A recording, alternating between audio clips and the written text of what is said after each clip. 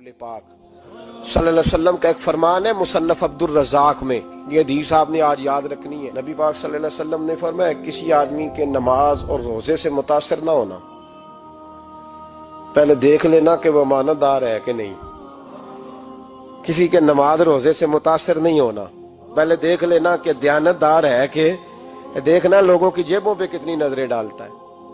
फरमाया बहुत सारे नमाज रोजे वाले धोखेबाजी करते हैं, दयानती न करें, अपने ओहदे का पास रखें, अपने मनसब का ख्याल रखें।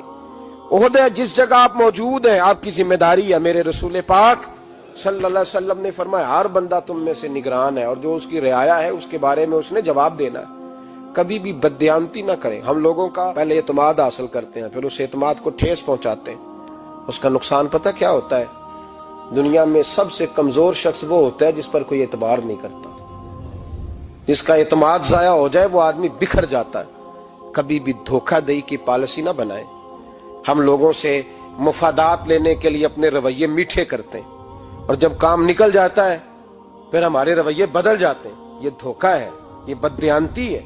इसको अल्लाह रसूल ने पसंद नहीं किया। मेरे नबी पाक अलैहिस्सलाम ने फरमाया जिसमें तीन बातें पाई जाए वो तो मुनाफिक है।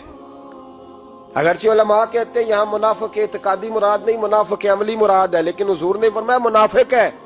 या रसूलल्लाह कौन? फरमाया वो बंदा जब बात करे तो झूठ बोले, जब वादा करे तो मुखालफत करे, जब अमानत रखी जाए तो बददयानती करे। ये तो बंदा मुनाफिक है।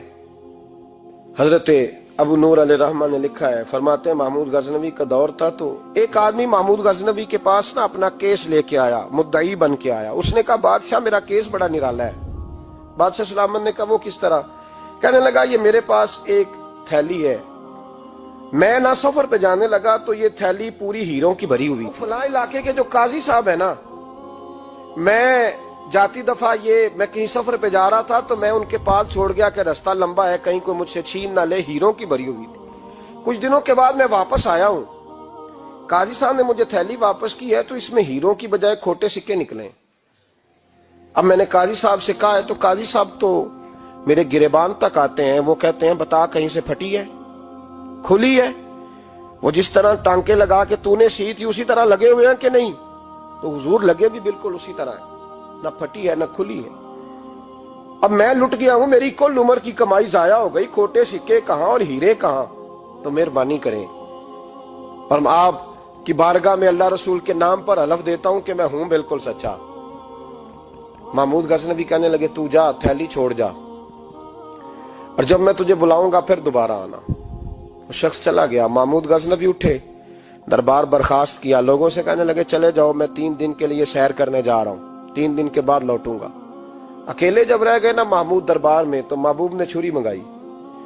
वो जिस तख्त पे बैठते थे वहां गद्दा बिछा हुआ था, ये गद्दा पड़ा है ना, वो गद्दा बिछा हुआ था। महमूद ने छुरी के साथ उसको फाड़ डाला और छुरी जेब में रखी निकल गए। कहने लगे मेरे बाद कोई मेरे दरबार वाले इहाते में दाखिल ना हो। महमूद चले गए। अब वो सफाई करने वाला जब आया ना, उसने आके देखा तो गद्दा तो फटा हुआ है। उसने शोर डाल दिया, पहरेदार भी आ गए, फलां साहब भी आ गए, फलां साहब। उसने कहा ओ खुदा के बंदो उसका गद्दा फट गया है, वो तो मार डालेगा। उसने कहा था सिवाय सफाई और निगरानी वाले के दूसरा आए कोई ना, और यहाँ आया भी कोई नहीं। पहले दिन ही फटा हुआ है तो लटका देगा सबको, क्या करें? शोर हो गया, सारे दरबार के मुलाजिमीन इकट्ठे हो गए। एक बंदा बोला, कहने लगा फिक्र ना करो, मैं कैसे बंदे को जानता हूं, इस तरह सिएगा कि जिसने फाड़ा होगा उसे भी पता नहीं चलेगा कहां से फटा था। ऐसा बेहतरीन रफू करेगा कि पता भी। उसने कहा यार हम सारे 1-1 महीने की तनख्वाह देते हैं, तू बंदा बुला। वो बुला लिया उसको, उसका नाम मोहम्मद रफूगर था। वो आया, उसको गद्दा दिखाया, उसका यार इस तरह सीना पता ना चले। उसने कहा फिक्र ही ना करो, मैं बड़ा कारीगर हूं। बड़े बड़े कारीगर लोग नहीं हमारे मुल्क में पाए जाते, कोई निशान छोड़ते हैं पीछे?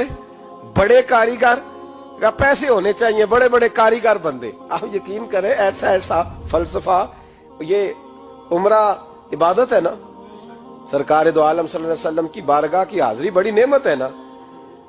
तो सऊदी गवर्नमेंट ने पाबंदी लगा दी, खैर उनकी भी ज्यादती है। इस तरह की पाबंदियां शरीयत इस्लामिया में जायज नहीं। अल्लाह के घर मुसलमान जब चाहे जा सकता है, लेकिन वो कहते हैं जी 2000 रियाल दे जिसने 2 साल बाद भी आना है।